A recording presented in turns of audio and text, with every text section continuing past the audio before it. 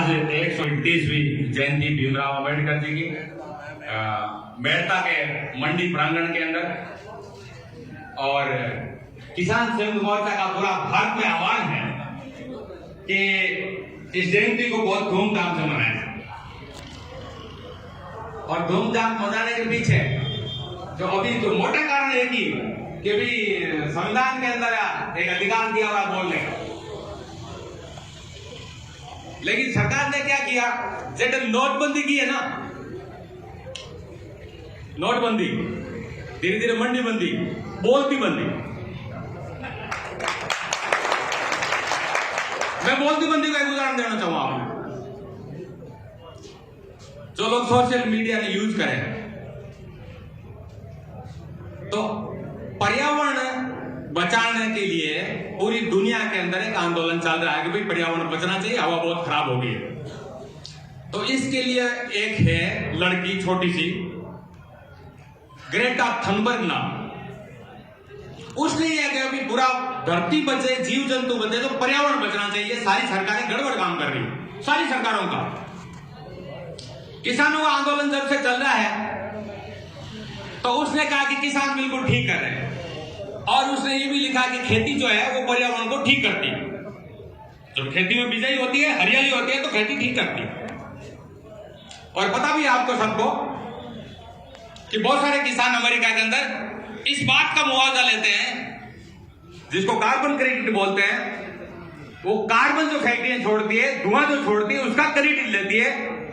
अभी Joe Biden के साथ में जो चुनाव लड़ने वाला था, नाम तो बाइडेन का है, जो अमेरिका राष्ट्रपति, उसने 6 लाख करोड़ का घोषणा पत्र में वादा किया कि किसानों को कार्बन क्रेडिट देंगे।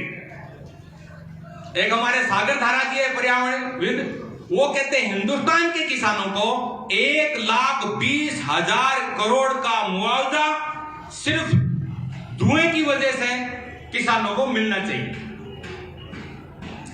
इस बात को मार्केट ग्रेटा थनबर्ग ने गाया कि भी अपन एक समय निर्धारित करेंगे और सारे जितने भी लोग हैं अपने ग्रुप से जुड़े हुए पर्यावरण से, वो सब ट्वीट करेंगे, व्हाट्सएप करेंगे, मैसेज देंगे कि हम किसानों का समर्थन कर रहे हैं।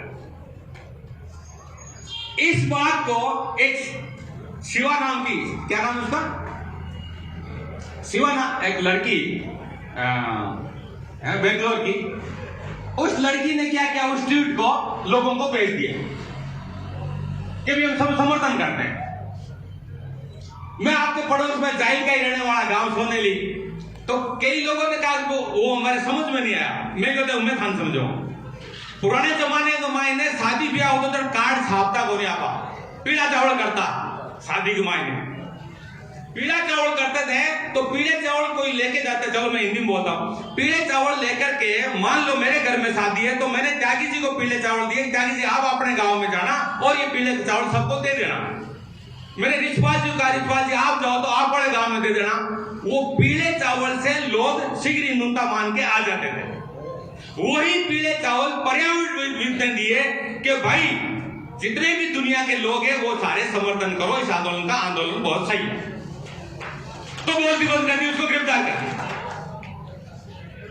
ठीक है, दिशा रवि नाम उसका, दिशा रवि। ऐसे ही मैं बताता हूं, एक कानून से मैं पहले शुरू करता हूं, जिस कानून में जो आपके राज्य के अंदर जो कांग्रेस में 1955 में 1955 में कानून बना, कानून ये बना कि भी आवश्यक वस्तु अधिनियम उसका नाम है, और उसके अंदर है भी कोई भी एक निश्चित सीमा से ज्यादा बढ़िया पैसे वाला माल को इकट्ठा नहीं कर सकता। इसलिए नहीं कर सकता ताकि वो भाव को ऊपर नीचे नहीं करे। ये कानून बना हुआ है। उस कानून को तोड़ करके नया कानून बनाया जिसको कहते हैं कि आवश्यक वस्तु अधिनियम का संशोधन। संशोधन क्या किया, क्या मर्जी हो जितना करो, कोई भी कितना भी इकट्ठा कर सकता है। सिर्फ सरकार को पावर रहेगी, या तो कोई युद्ध हो या कोई ऐसी महामारी हो जिसमें जो निर्धारित भाव है उससे दुगुना भाव हो जाए तो सरकार उसमें इंटरफेयर करेगी। अब आप सोचो, मैं सच कहता हूं, मेड़ता के जितने भी मंडी के तो व्यापारी बैठे हैं, उनकी एक की भी हिम्मत नहीं है कि सारे मेड़ता तहसील का माल खरीद ले।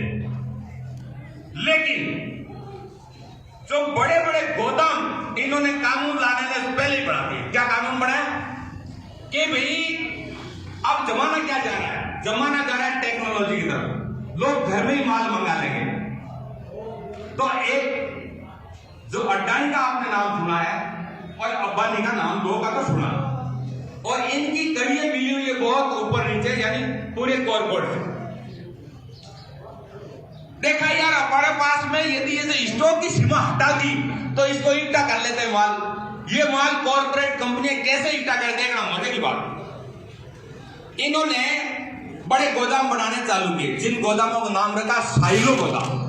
साइलो गोदाम वे गोदाम हुए जिसके अंदर अनाज जो है ना वो घूमता रहता है ताकि भी उसमें इली नहीं पड़े, मोटा में से। अब वो गोदाम कितना बड़ा देखना, उन्होंने कहा कि लैंड हमारे लिए एक्वायर करना, गोदाम बढ़ाने के लिए कितनी करनी है कि एक जगह बनाएंगे तो हमको चाहिए 100 एकड़। कितनी चाहिए? 100 एकड़, 250 बीघा। मिनिमम गोदाम की साइज होगी 50,000 टन से लेकर के 2 लाख टन। शुरुआत की पंजाब से, क्योंकि 70% गेहूं पंजाब से आता है। 200 साइलो प्रोजेक्ट गोदाम बनाने हैं पंजाब में। उसमें से अडानी ने शुरुआत कर दी, मोगा में बढ़ गया, बरनाला में, इधर सोनीपत में बड़े बड़े गोदाम। और गोदाम भी ऐसा जिसके अंदर वो एक ट्रेन है, वो ट्रेन पूरी की पूरी उस गोदाम के नीचे चली जाती है और वो ऑटोमेटिक बढ़ जाती है। एक भी मजदूर की वहां जरूरत नहीं, एक भी मजदूर की जरूरत। फिर कहा कि ये हमारा जो माल इकट्ठा होगा इसको हम क्या करेंगे, हम इसके लिए कॉरिडोर बढ़ाओ, लोगों की जमीन लेकर के कॉरिडोर, अमृतसर से लेकर के कलकत्ता तक का, कलकत्ता से आगे और दिल्ली से मुंबई कॉरिडोर, ये सारे कॉरिडोर बढ़ाए। वहां से माल भेजेंगे हमारे स्मार्ट सिटी के पास में, औद्योगिक एरिया में। औद्योगिक एरिया में क्या करेंगे, वो गेहूं को आटा मैदा बनाएंगे, उसके बाद माल जाएगा ब्रेड फैक्ट्री में। ब्रेड फैक्ट्री में जाने के बाद में वो आपके घर पे ऑटोमेटिक, आप जब ऑर्डर दोगे फोन से, वो माल आपके पास आ जाएगा। कहने का मेरा मतलब है, अमेरिका में, इंग्लैंड में, यूरोप में चकला बैलेंस सारा चला गया, हिंदुस्तान में भी चकला बैलेंस चला जाएगा, चला जाएगा। कोई ये सोचे कि कैसे जाएगा, वो बिल्कुल जैसे वहां गया वैसे ही यहां चला जाएगा। मैं एक सवाल आपसे पूछना चाहता हूं, रिजगंज जी हमारा नाम राशि जगह लोम रोड एक जाहिर गए, मैं एक मीटिंग में आए, एक सवाल पूछा कि भाई आप में से ईमानदारी से बताओ, देसी बाजरी का बीज या देसी बाजरी का खेत या देसी बाजरी कौन कौन बीजते हो? देसी बाजरी होती नहीं, घरों में नहीं। हमारे बड़ों ने 10,000 साल तक बढ़िया से बढ़िया बीज हमेशा रखते थे, उसी को बीजते थे। मैं बाजरी का बीज सोनेलिन बीजता हूं, मैं खुद खेती करता हूं। मैंने जो बाजरी का बीज लाया 350 रुपए किलो का लाया पिछली बार, और जब बाजरी निकली तो 12 रुपए किलो। यह मंडी के अंदर भी 1300 रुपए क्विंटल है आपकी मेड़ता मंडी में। और भाव क्या है, एमएसपी देंगे, एमएसपी थी, एमएसपी रहेगी, भाव है 2100 का, और पट्टे 1300 से ऊपर ले नहीं रहे। कैसे मान ले इसकी जबान को? किसान एक ही बात कहते हैं, यार कानून में लिख दो ना, एमएसपी 2300 की लिख दो, यदि आपको अच्छा ही काम करना तो ये लिखो ना। तो ये जो कानून बनाया है, ये सारा का सारा आम जनता। अब वो स्टोर करने से सबसे ज्यादा नुकसान किसका हो? कल मैं क्या नाम, नहीं है, पुखराज जी के यहाँ में गांव में बैठा होता है इनके पास में, और वहां बच्चों से बातचीत चली थी। मैंने कहा कि सबसे ज्यादा जो लोग आप मान रहे हो ना कि भाई ये तो जाटों का मामला है, ये तो शेड्यूल कास्ट का मामला ही नहीं है, ये गरीबों का मामला नहीं। मैंने कहा भूल जाओ, सबसे ज्यादा आपको असर पड़ेगा। कोई धायोड़े जाट गन तो बाजरी की बोरी फेर भी पड़ी हुई, गेहूं पड़ी हो, गरीब के पास बिल्कुल नहीं होगा। राशन बंद, कहता है नोटबंदी जैसे बात बोलती बंद, आगे राशन बंद। और दिन को बच्चों का जो दिन को काम, बच्चे जो जाते हैं उनका दिन का जो मिड डे मील वो भी बंद, सारी बंदी है। नौकरी बंद कैसे? सबसे ज्यादा रोजगार जो मिलने वाला क्षेत्र है पूरी दुनिया में, हर जगह खेती होती है और खेती सबसे ज्यादा रोजगार देती है। मैं डीके साहब से भी निवेदन करना चाहूंगा युवा से कि खेती को रासायनिक खेती से हटाओ। ये रासायनिक खेती कॉर्पोरेट खेती है। कैसे कहती है? आज 4 कंपनी ABCD, एक पर्चा आप लोगों को मिला होगा, A for Arthur Daniel, bench, Kargil और डेस्क। ये 4 कंपनियों के पास टोटल दुनिया का 70% बीजों का कब्जा उसका पास है। 4 कंपनियों के पास 70% उन कंपनियों के पास में रासायनिक पेस्टिसाइड का कब्जा है। 70% ट्रैक्टरों का उसके पास कब्जा है। आपके पास है क्या? हमको लगता है कि खेती हमारी, ये खेती भी ठेकेदारी पड़ता। जो इन्होंने चालू किया कानून है ठेका कानून। ठेका कानून का एक एग्जांपल दूंगा, लंबा नहीं खींचूंगा। अमेरिका के अंदर टमाटर जो होता है ठेका कानून में, वो 0.48 यानी आधा $1 48 सेंट में 1 किलो किसानों से लेते हैं और 2.5 में बेचते हैं। जो गेहूं आपका, बाजरी आपका जो सस्ते में लेकर के जो ब्रेड आएगी वो 400 रुपए किलो गेहूं के बराबर होगी। तो ठेका खेती में अब कई कहते हैं हमारी जमीन कैसे चली जाएगी? कि आपकी जमीन केसीसी लेते हो आप? कितने लोग हैं केसीसी लेने वाले? बहुत सारे। केसीसी के अंदर लाल सही से लाइन खींचते हैं गिरवी रखने के लिए। कंपनी कानून की धारा 9, ये जो नया बनाना है, इस धारा 9 में लिखा है कि कोई भी कंपनी वाला उस जमीन को गिरवी रख सकता है। ये पावर दिया इस कानून के अंदर। आपकी जमीन को वो कंपनी गिरवी रख देगी और कंपनी कहेगी मेरे मुताबिक खेती करो। मैं उदाहरण देना चाहता हूं, एक खेती कैसे, अंग्रेजों के जमाने में खेती बंगाल में की थी। सारी जमीन अंग्रेजों ने जोती, किस बात के लिए? नील के लिए।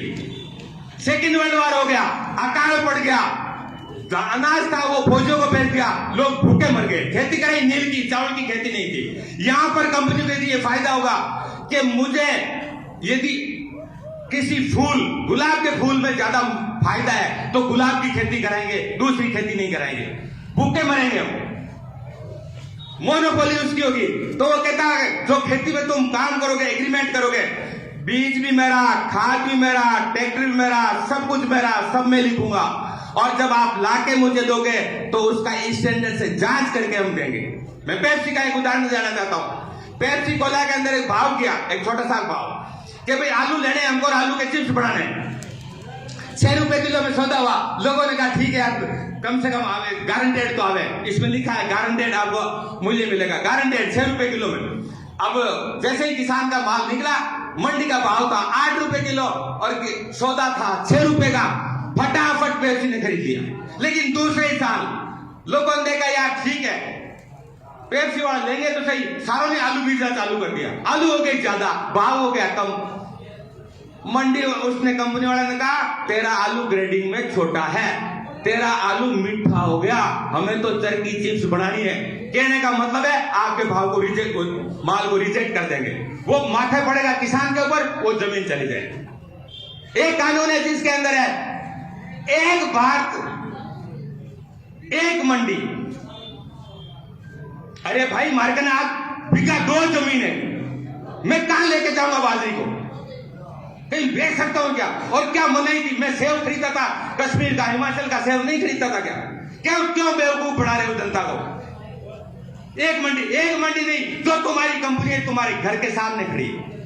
बहुत सारे भाइयों ने कहा कि मंडी टैक्स फलाना, ये मंडी नहीं रहेगी। मैं सच कह रहा हूं आपको, यदि किसान नहीं खड़े हुए तो ये मंडी क्या है? मंडी के अंदर उन्होंने एक झंडा हमारे पेश में डाल रखा है, आड़तियों का हमारा। मैं कोई आड़तियों को फेवर नहीं ले रहा हूं, आड़तिया तो गड़बड़ करता है। कल ही मैंने कहा आड़तिया क्या गड़बड़ करता है? आड़तिया गड़बड़ करता है, ये जीरा ऐसा हो गया, टेढ़ा हो गया, मेढ़ा हो गया। हमारे टीके साहब कहते हैं कि भैया धरती ने दिया वो है, काला और थोड़ा हो, मूंग कैसा ही हो, धरती ने दिया है। 4 भाई बराबर होते हैं क्या? जब 4 भाई बराबर नहीं होते तो हमारा उत्पादन बराबर कैसे होगा? आप एमएसपी पे लेना पड़ेगा। तो कहने का मतलब है कि ये जो आड़तियों को ठीक करने के लिए किसानों की कमेटियां बने और वो जांच करे, उनकी देख रेख के अंदर ये बोली लगे। हम कहते हैं बोली हमारी एमएल जो सपोर्ट प्राइस है ऊपर से बोली लगनी चाहिए। इतना साल बात है, फिर हमारे पास कोई करो। इन्होंने टेढ़े तरीके से एफपीओ लगा दिया, फूड और फार्मर्स ऑर्गेनाइजेशन वो खरीदने की चालू करें। अब आपसे मैं एक ही निवेदन करना आया हूं, आप हमारी ताकत बन सकते हैं। Shahjahanpur border, Tikri border, Ghazipur border, Singhu border, हमारे नेता टीके साहब बार बार कहते हैं, क्या कहते हैं कि भाई पंच भी वही और सारे नेता भी वही, मंच भी वही, पंच भी वही और नेता भी वही। वो जो फैसला करेंगे, मैं धन्यवाद देता हूं पंजाब के किसानों का, उन्होंने बात को समझी। कई लोग पूछते हैं कि ये कानून वापस नहीं लेगा, मोदी तो लेगा नहीं, अड़ियल बहुत है। मैंने कहा अड़ियल भूमि आवाप्ति अधिनियम में अड़ियल था, किसान उठ खड़े हुए। उस समय रिचपाल जी आपकी कांग्रेस ने बढ़िया काम किया था, हमारा जो समर्थन करता है उसको, मैं नहीं हूं आपका मेंबर, लेकिन अच्छा काम किया तो भूमि आवाप्ति अधिनियम लागू नहीं हुआ। अब क्या मैं भी 4 बार विधेयक लाया, पास हुआ क्या? नहीं हुआ। बहुत सारे भूमि अवाप्ति की वो एक रेल निकालों की थी, वो भूमि अभी तक अवाप्त नहीं हुई। कहने का मतलब है ये और कहते हैं कि मोदी वापिस लेता नहीं। ये आज अम्बेडकर के 2 अप्रैल के दिन शेड्यूल कास्ट वालों ने विरोध किया था एक कानून का, क्या मोदी ने वापिस नहीं लिया? वापिस तब लेते हैं जब उसको ताकत नजर आती है। अब उसको ताकत नजर आ गई। ये आंदोलन दोस्तों पंजाब से शुरू हुआ और सफलता इस बात में हमारी जितनी यूनियन है एक साथ बैठ रही है। हमारी सफलता इसमें भारत पाकिस्तान में हिंदू और मुसलमानों की जो एकता भंग हो गई थी, वो हमारी एकता वहां हो गई। अभी लोग कह रहे थे, पूनिया जी कह रहे थे कि सारी जात बिरादरी सारी एक है, मुसलमान की वहां चाय की स्टॉल है, वहां सरदारों का। मैं सच कह रहा हूं आपको, तीसरे गुरु रामदास जी ने जो बात कही थी कि पहले पंगत फिर संगत, ये यदि सारी जगह शुरू कर दो, हमारे यहाँ लीड लेती है जाति के हिसाब से, बोले जाट जाट शुरू करें कि भाई पहले पंगत एक साथ बैठो और फिर संगत शुरू करते हैं। देखो माहौल कैसे नहीं बदलता है, पूरा हिंदुस्तान का माहौल बदल जाएगा, पूरा बदल जाएगा। मैंने अभी बात भी की थी दंगावास मामले को, मैं उन जाने वाले आदमियों को तो वापस नहीं ला सकता, लेकिन मैं एक बात जरूर कहता हूं, महायुद्ध होते हैं तो भी समझौते होते हैं, बातों को बोलना पड़ता है। मेरा साहब भी बैठे हुए और ये बहुत सारे लीडर बैठे हैं। मुजफ्फर के दंगे की हिंदू मुसलमानों को भेद डाला था, सबको पता है, अमित शाह ने झगड़ा करवाया था यूपी चुनाव जीतने के लिए, वो एक हुए, मुसलमानों ने जाटों ने आपस में एक दूसरे की माफी मांग करके आज एक जाजम पर बैठे हुए। आज वैसे ही प्रकार हम सारे एक जाजम पर बैठ सकते हैं। तो ये जो तीनों कानून है, कई कहते हैं कानून में संशोधन कर दो, संशोधन नहीं, ये डेथ वारंट है। संशोधन कैसे होगा? नहीं होगा संशोधन। ये तो कानून इसको वापस लेने ही पड़ेंगे और इसलिए हम पहला या दूसरा सप्ताह के अंदर तारीख डिक्लेयर करने वाले हैं कि भाई आप आओ हमारे साथ लोकसभा की तरफ मार्च करो। तो कई कहते हैं आपने 26 जनवरी को गड़बड़ कर दी। अच्छा, हमने 26 जनवरी को गड़बड़ कर दी। क्या गड़बड़ कर दी? कि आपने वो खालिस्तान का झंडा लगा दिया। मैंने कहा भाई वो झंडा किसका था, पहले तो उस झंडे की बात करें। वो झंडा है सिखों के, अपना निशान साहब बोलते हैं, खालिस्तान का नहीं है। पहली बात तो वहां गलती, और जो देश का झंडा था उसको हटाया नहीं। लेकिन फिर भी हम कहते हैं कि भाई सार्वजनिक संपत्ति पे वो जो भी किया गलत किया, हम ये मान रहे हैं, स्टेज पर हमने बात पाई। लेकिन सिखाया किसने धर्म का झंडा लगाना, ये बताओ। ये सिखाया 1909 से लेकर के पहले, और गांधी जी ने भी कहा मैं पहले हिंदू हूं फिर हिंदुस्तानी। अरे बापू मेरे, बोलता पहले कि मैं पहले हिंदुस्तानी हूं फिर मैं हिंदू हूं, तो बात बनती। झगड़ा तो उसी बात में हो गया कि हिंदू सुख, मुस्लिम ईसाई सब भाई भाई। अरे तुम भाई भाई नहीं, हम इंसान हैं, एक है। और उसी बात के ऊपर सन 47 के अंदर जो झगड़ा कराया, 10 लाख लोग मरे, 40 लाख घायल हुए, 250 लोग बेघरबार हुए, उसको भुला करके और हिंदू मुसलमान इस आंदोलन ने एक कर दिए। हमारी जीत, दूसरी जीत हमारे जितनी यूनियन है एक होगी, तीसरी हमारे जीत। हम हमारे राजनीतिक लोगों से कहना चाहते हैं कि आज तक हमारा भी झगड़ा नहीं हो। इसके लिए आप अपनी पार्लियामेंट अलग बढ़ा लो, हमारी किसानों की आर्थिक पार्लियामेंट अलग कर दो और हमें 50% बजट दे दो। 50% बजट दे दो हमारी किसानों की पार्लियामेंट अलग कर दो, हमारा काम हो जाएगा। तो दोस्तों, बहुत सारी बातें तीनों कानून के आपके समझ में आ गई। यदि किसी की समझ में नहीं आवे तो गाजीपुर बॉर्डर चले जाओ, सिंगू बॉर्डर चले जाओ, टिकरी बॉर्डर चले जाओ, 2 दिन में समझ में आएगी कि वहां कैसा थाने। तो आपको तो वर्ग ला लिया, आप बैठे हो, आरती पीछे से पैसे देते हैं। मैंने कहा यार इनको शर्म नहीं आती कि हमारे गांव-गांव से दूध जाता है, गांव-गांव से रोटी जाती है, गांव-गांव से महिलाएं वहां बैठी हुई है। मेरे एक दोस्त है जोगेंद्र सिंह जी उग्रा, हमारी एक यूनियन के नेता है, उनके एक सम्मेलन हुआ था महिलाओं का 8 मार्च का, उसके अंदर 70 लाख महिलाएं थी, 70,000 महिलाएं, और उन्होंने नौजवानों की एक मीटिंग की, करीब 2.25 लाख लोग आए थे। हम राजस्थान में एकता के लोग बहुत अभी सीख रहे हैं। मैं ये तो नहीं कहता पीछे नहीं है, यहां के लोग लांग बांध लेना तो फिर वो खड़ा हो जाता है। जब तो भगत सिंह के चाचा उस समय कहा था पगड़ी संभाल जट्टा, और जट्टा कांग्रेस में बीजेपी में फंसा है। वो कह रहे नहीं वोट आप मर जाओ तो। मैं भी कह रहा हूं, मेरे छोटे भाई की वाली बीजेपी में एमएलए थी, मंजू बागमार, आप जानते हो जाहिर से। लेकिन मैंने कहा मंजू ये कानून पहले पढ़ ले अच्छी तरह से, तेरी वसुंधरा को बता दे कि भाई ये कानून गलत है, और नहीं तो चिट्ठी लिख, नहीं तो घर में नहीं घुसने देंगे। बात क्या है, छोटा भाई हुआ तो क्या हुआ, सिद्धांत का हमारे पेट का सवाल है। आप और हम तो ये मंच पर बैठे हुए सारे बच जाएंगे, लेकिन हमारे पोते तो नहीं बचेंगे, जाएंगे पोते। इसलिए हम तो ये कहते हैं, गडकरी जी कहते हैं कि हमारे पास तो धान ज्यादा है, गेहूं का भंडार भरे, हम तो आपको एमएसपी नहीं देंगे, नहीं खरीदेंगे, जरूरत नहीं है। जब लेवी थी, आपको पता है भोपालगढ़ के अंदर हमारे किसान मारे गए थे। लेवी का मतलब है जबरदस्ती हम आपसे उगाई करेंगे, तो हमसे लिया आपने, लेवी ली। उस समय आपके पास अनाज नहीं था, आपके तो भंडार भर गए तो भाई 117 देशों का सर्वे हुआ, 102 भारत का नंबर है, भूखमरी में 102। भूखे क्यों है? इसका मतलब आपका डिस्ट्रीब्यूशन ठीक नहीं है। बाबा साहब अम्बेडकर ने एक बात की, लास्ट में कहकर बैठता हूं, बाबा साहब अम्बेडकर ने 1917 में एक बात कही, 1917 में बात ये कही कि खेती जो है ना उसको ऐसा करो कि 10-10 एकड़ 20-20 एकड़ के बना दो, और उसमें सारे काश्तकार लग जाओ, हर एक कोई खेती का फायदा मिले, हर किसी को मिले। हमारा प्रपोजल है कोऑपरेटिव खेती का। कोऑपरेटिव खेती की बाद में बात करेंगे, उसमें सरकार और प्रशासन बीच में नहीं आवे। आपकी गांव में आपस में कोऑपरेटिव खेती करो। यदि कोऑपरेटिव खेती करो तो एक गांव के अंदर 100 ट्रैक्टर की जगह 10 ट्रैक्टर की जरूरत पड़ेगी। 90 ट्रैक्टरों का पैसा हम फालतू में दे रहे हैं, इन कंपनियों को फालतू में दे रहे हैं।